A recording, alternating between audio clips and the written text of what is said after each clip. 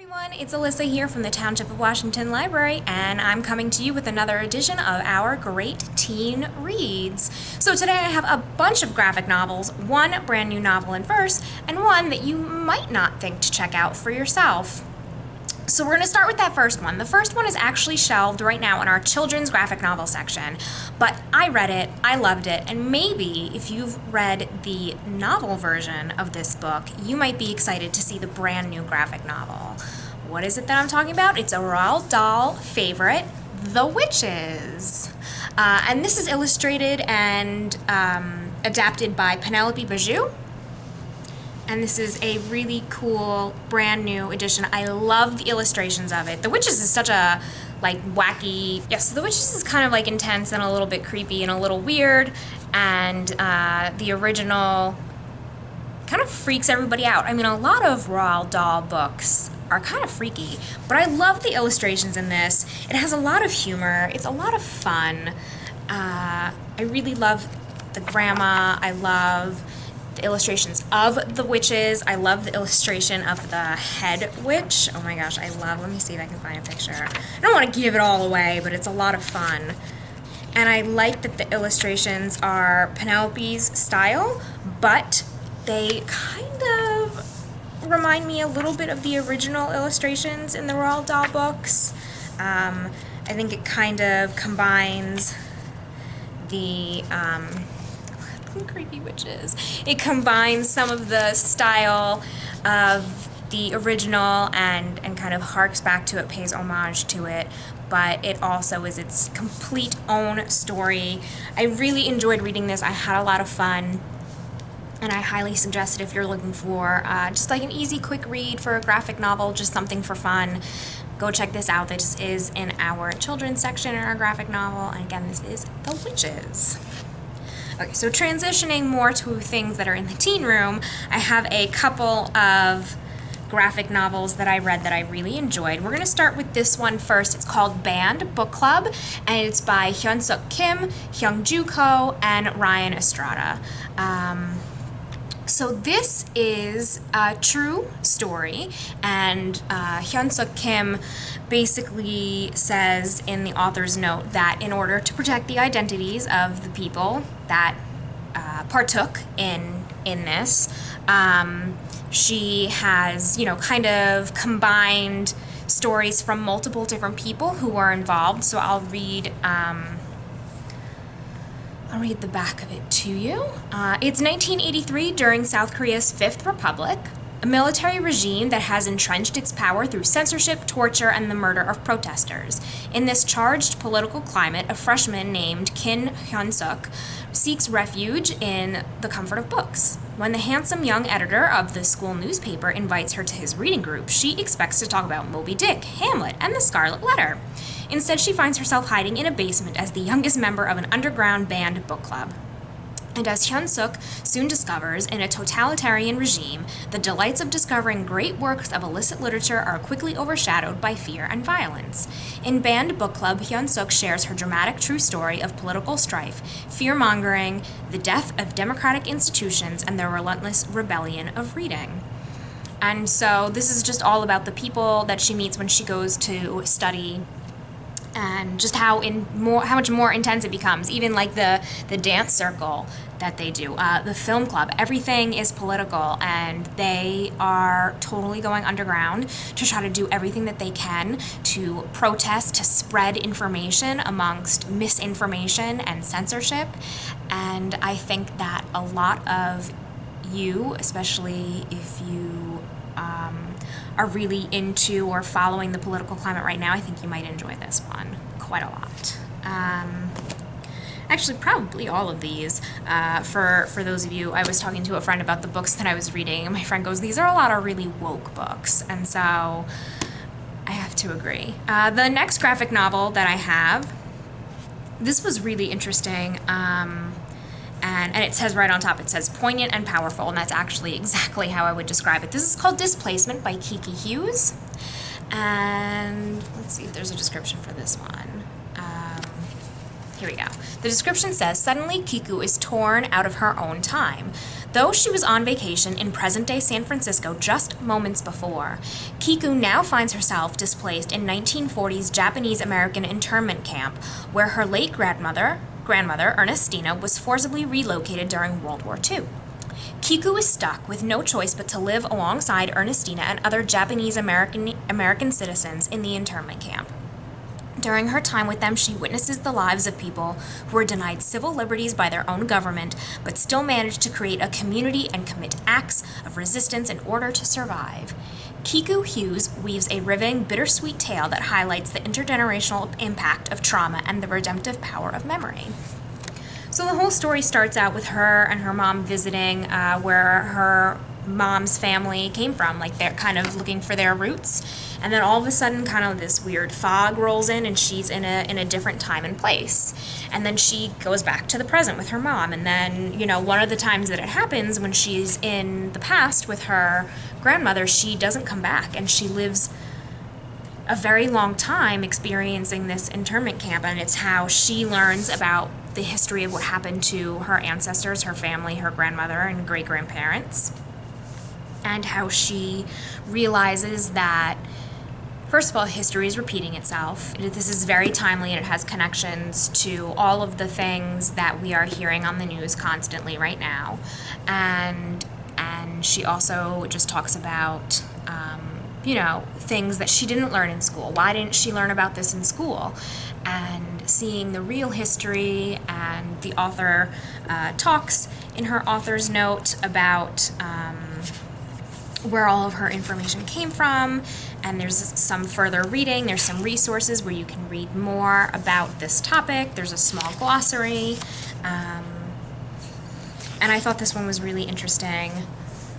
So there's some actual pictures of her family that she shares in this story, and then just a little note about the history and where this story came from.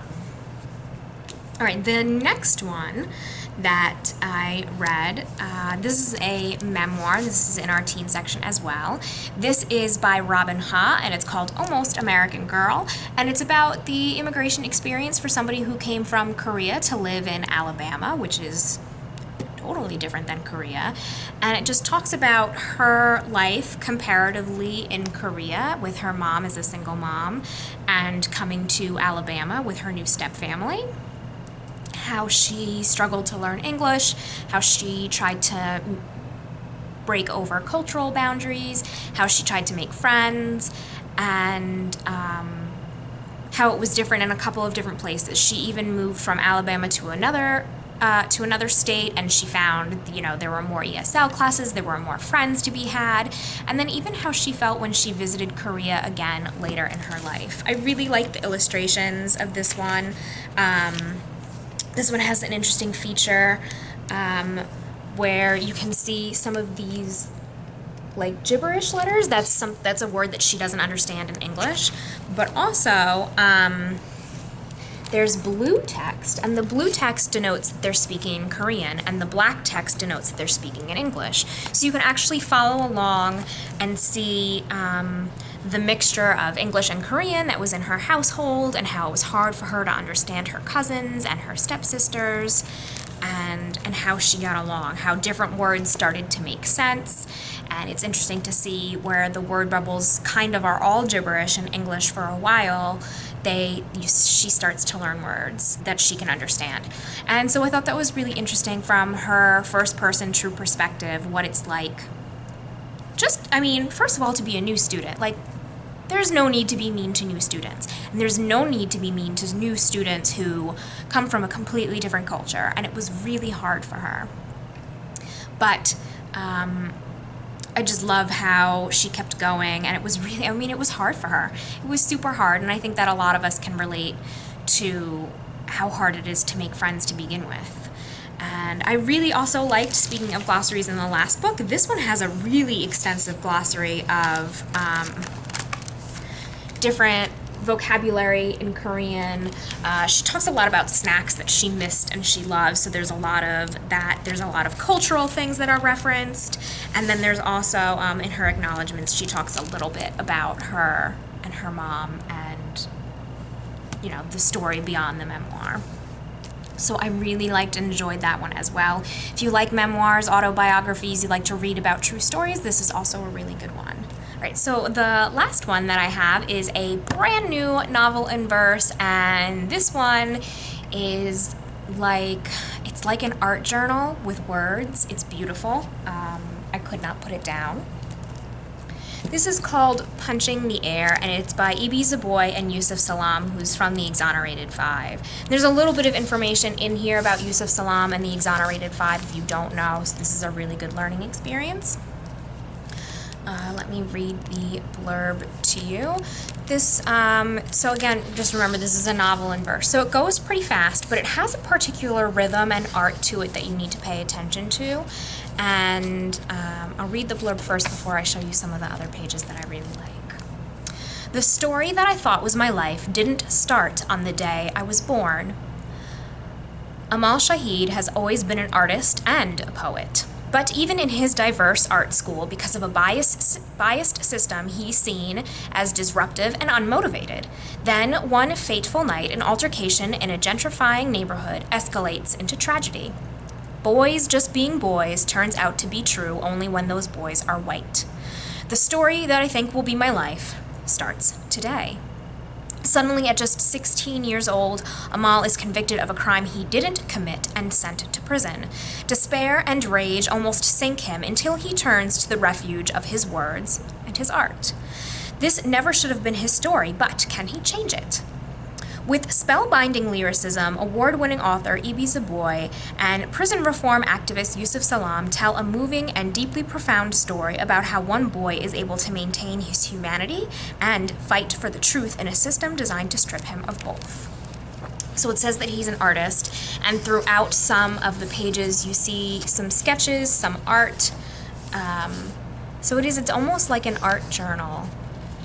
And sometimes it's nothing more than splatterings on a page, but sometimes it's more. Sometimes it really goes with what he's experiencing and what he's doing and what he's thinking. And I really, really liked that this book was a complete package, visually and lyrically. It is very well written. And so you see Amal go from scared in the courtroom to in juvenile detention center to how he copes with it. Days when he's angry, days when he's depressed, days when he feels hopeless, days when he knows that he can move on and prove people wrong and that he is not what they think he is. And I don't want to talk about how the book ends because I think it's a really good moment for discussion. I think it's a really good moment for people to say, how could this end? How could he go forward? How could he stay where he is? How does he move on? What do you think happens? And I think that this is definitely one of the ones for discussion, and I think that people who appreciate art and writing will appreciate reading about Amal, will see yourselves in him and his passion for what he wants to do with his life and who he wants to be. And I think that this is a really good one. And so those are my recommendations for this week. These are all brand new. They're available in the library. You can place a hold on bccls.org or call the library to place a hold for curbside or locker pickup, or you can send me an email. My email address is on our homepage, and I can help get you set up with these books or any other books, or if you need some recommendations. Don't forget, as always, our book match form is at the very top of our website, and you can fill that out. Tell me books that you liked, didn't like, things that you're interested in, and I can help set you up with a whole bunch of great books to read, whether you want them for fun or for school. All right, that is it for me today. I will see you next time when I recommend some more awesome books. All right, see you soon. Bye.